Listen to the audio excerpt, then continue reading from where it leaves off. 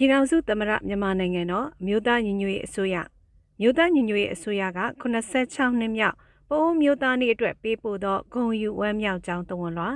2025ခုနှစ်မတ်လ23ရက်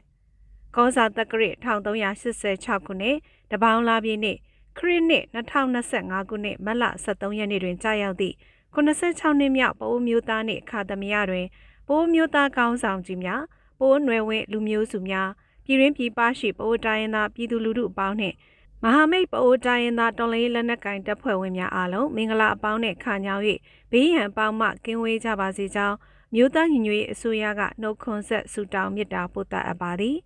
လွန်ခဲ့သောနှစ်ပေါင်း2500ကျော်မဟာတက္ကရာ3နှစ်တပေါင်းလားပြည့်စနေနေ့လဝင်နေထွက်လရောင်နေရောင်ထွန်းပြောင်ထင်လင်းရောရှက်သောချိန်တွင်ပအိုတိုင်းသားတို့၏တောက်ပသည့်ခေတ်ကာလကိုရရှိအောင်စွမ်းဆောင်ပေးခဲ့ပြီးတထုံမြို့ရှိရွှေဆိုင်ရန်စေတီတော်ကိုတီထားကိုးကွယ်ခဲ့သည့်ဗုဒ္ဓဘာသာဝင်သာသနာဓာယိကာမင်းမြတ်တစ်ပါးဖြစ်သောသူရိယဆန္နာမင်းကိုမွေးဖွားခဲ့ပါသည်ထိုမင်းမြတ်၏ကျေးဇူးတရားကိုအောက်မေ့သောအဖြစ်ပအိုတိုင်းရင်းသားတို့သည်တပေါင်းလာပြည့်နေ့ကိုပအိုမျိုးသားနေ့အဖြစ်သတ်မှတ်ခါနှစ်စဉ်ကျင်းပပြုလုပ်လာခဲ့ကြသည်မှာ86ကြိမ်မြောက်ရှိလာခဲ့ပြီဖြစ်ပါသည်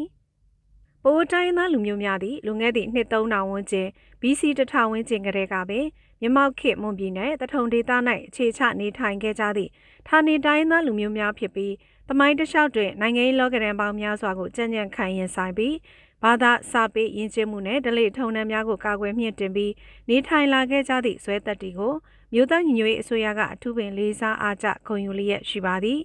ယနေ့ຫນွေဦးတော်လှန်ရေးခီးလန်းတွင်လည်းပအိုတိုင်းသားများသည်အခြားမဟာမိတ်တိုင်းသားလူမျိုးစုများနှင့်အတူလက်တွဲကာစစ်အာဏာရှင်စနစ်ပါဝင်အာဏာရှင်စနစ်ဟူသည်များအပီးတိုင်ချုပ်ငိမ့်စေရအတွက်ကြာရနေရာမှခုခံတွန်းလှန်တိုက်ပွဲဝင်လျက်ရှိပြီးမြမောက်ခေတ်သမိုင်းကပေးအပ်လာသောတာဝန်ကိုပြည်သူလူထုနှင့်အတူထမ်းရွက်နေသည်ကိုလည်းမြို့သားညီညွတ်ရေးအစိုးရကအစဉ်အမြဲခုံယူလေးစားပါကြောင်းလေးနက်စွာထပ်မံဖော်ပြအပ်ပါသည်ရွေဦးတော်လှန်ရေးဘုံရီမန်းချက်ပန်းနိုင်ဖြစ်သည့်အမျိုးသားတန်းတူရေးကိုပိုင်ပြဋ္ဌာန်းခွင့်နှင့်ဖက်ဒရယ်ဒီမိုကရေစီပြည်ထောင်စုသည့်တည်ဆောက်ရေးတို့အတွက်ပိုးမျိုးသားခေါင်းဆောင်ကြီးများ၏ဦးဆောင်မှုနှင့်အတူပိုးတိုင်းသားအင်အားစုများကမြို့သားညီညွတ်ရေးအစိုးရနှင့်အတူတကွလက်တွဲဆောင်ရွက်ပြီးအောင်ပွဲဆင်နိုင်ကြပါစေကြောင်းအလေးအမြတ်ဆန္ဒပြုလျက်86နှစ်မြောက်ပိုးမျိုးသားနှင့်အထိမ်းအမှတ်ခမ်းနားသို့ဂုဏ်ယူဝမ်းမြောက်ကြောင်းသဝန်လွှာအားပေးပို့အပ်ပါသည်အမျိုးသားညီညွတ်ရေးအစိုးရ